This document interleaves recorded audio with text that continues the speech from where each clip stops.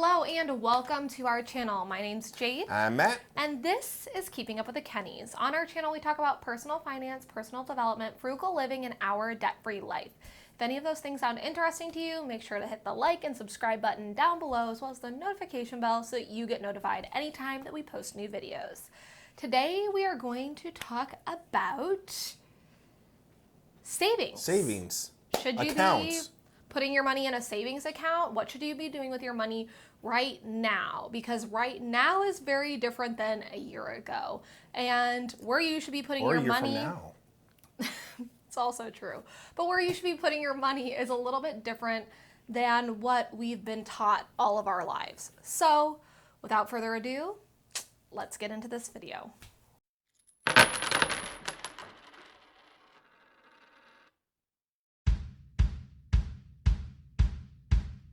So let's get into this. Starting off, what is a savings account? Now, it's a pretty basic question and most people know what a savings account is, but a lot of people misuse savings accounts. Yeah.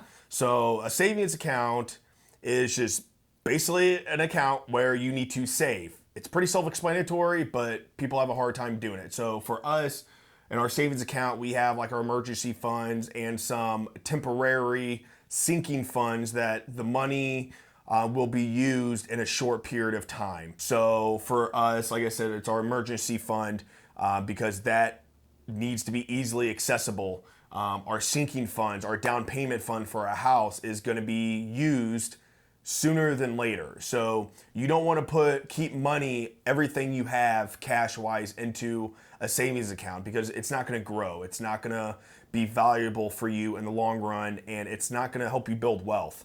Yeah, and definitely this past year, especially 2020, really changed how a lot of us have looked at savings accounts. One, because even high interest yield accounts like you can get at Ally Bank or Discover Bank or in your money management accounts at your credit union, all of those are under 1% interest right now as well, or even maybe under 0.5% of interest, where they used to be 3%, 2 to 3%. So you are at least keeping up with inflation. Now, when you're putting money into a savings account, you're actually losing money every year that it's there until our interest rates go back up and they meet with inflation.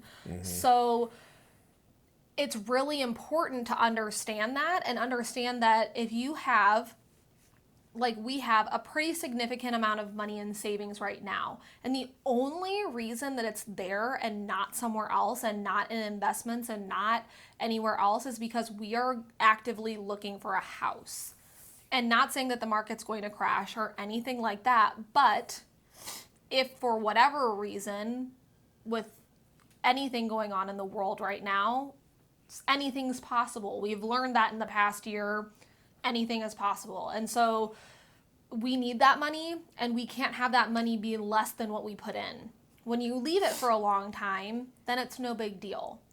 But when you're looking at 2 to 5 years, you need that money, then it goes into a savings account. Yeah. But once you get into 10, 15, 20 years of it sitting and not making you money, that's when it becomes a problem. So we briefly touched on what all is kept inside of a savings account, but now we're going to kind of go into a little bit more in-depth of an explanation. So the first thing that is kept in a savings account and not in any type of stocks or ETFs or anything like that is your emergency fund. And the reason that it's kept in savings is that it's safe there, and also you have easy access to it. It's either a transfer away over from if you do online banking for your high interest savings account, and then you have to transfer it out to your bank when you need it. It's either a transfer away or it's held at your banking institution, and then all you're having to do is go either onto your app, into the bank, ask them to move the money over for you. It is easy to get to. And your emergency fund should be a pretty significant amount of money. We're talking tens of thousands of dollars in most people's cases. So it should be 3 to 6 months of your expenses, not of your take-home pay, because you shouldn't be spending all of your take-home pay on your housing, your food, and your transportation. those things should be a little bit less money than that. Yeah, and you need to figure out what is your Number. What is your number? What is Yeah. your expenses? And like you said, it's not what your take-home pay is. It's what are the bills coming out of your bank account every single month?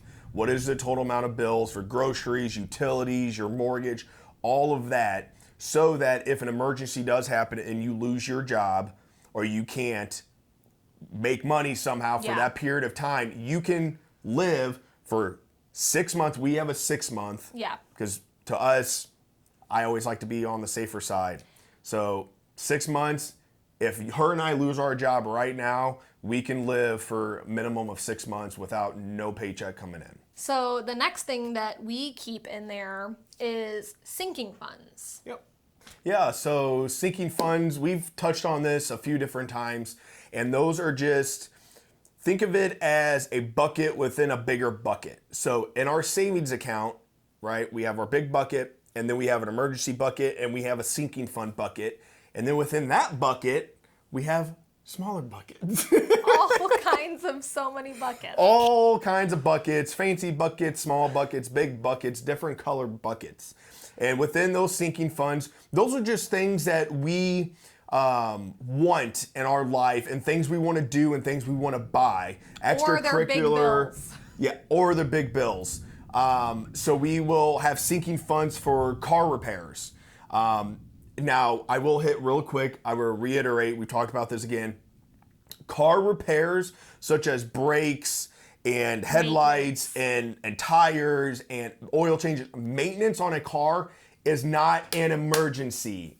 Remember, if we know these things are going to happen, right? As vehicle owners, we know that there are things that need to be done to maintain our vehicles. That should not be an emergency. And if it's an emergency to you, you're not planning properly. Yeah. So an emergency is you get into a car accident and now you got to buy a new car, or you blow out a tire or something like that. That can be an emergency. But replacing tires on a normal basis is not an emergency. That is a sinking fund for maintenance. We have a sinking fund for vacations. We have sinking funds for different Christmas. Yeah, Christmas. And gifts throughout the year. Yeah, gifts throughout the year.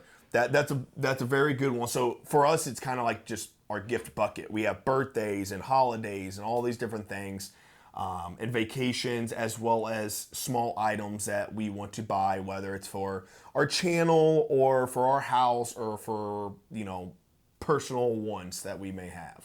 So the last little bit in here is why we are taking all of our money, minus our sinking funds and emergency fund, out of savings once we buy a house.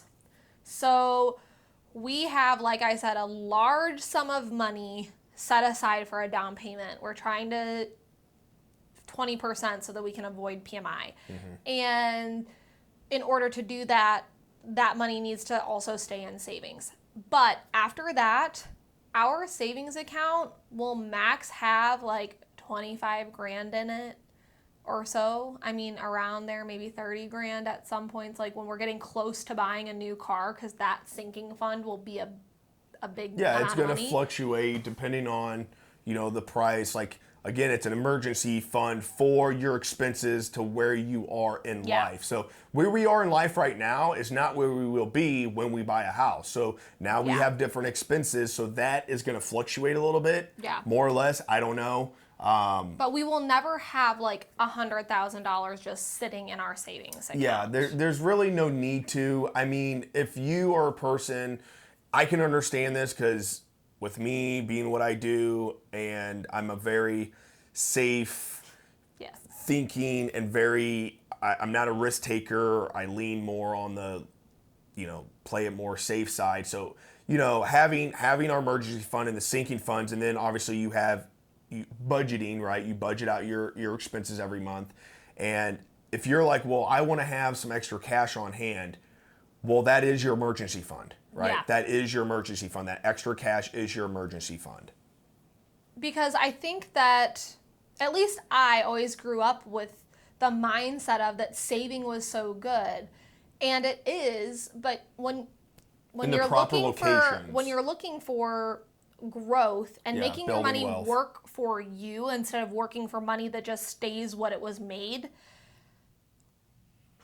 you have to put it into something else. And so it took actually a long time, and Matt and I were just talking about it. The draining our account when we are going to purchase a house, of that this huge chunk, like $50,000 or even maybe a bit more, is going to be gone out of our savings account. And it's like, It's terrifying because there's that comfort that you get seeing a number. But I had to tell Matt, we're not spending that and it being gone. No, you're investing it. We're transferring it into a different savings account, and that savings account is the house. Yeah. But it's also an appreciating asset at the same time.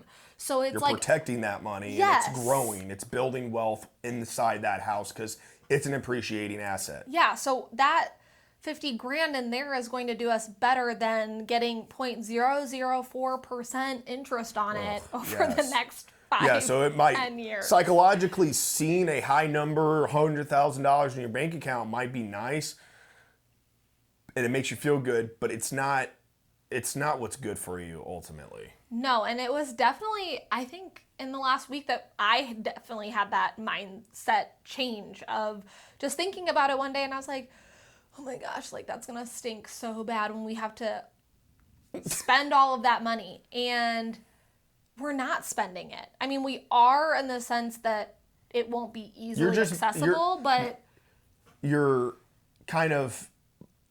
just moving it into a different savings account, like Yeah. you said, which is your house. So Yeah. there's that.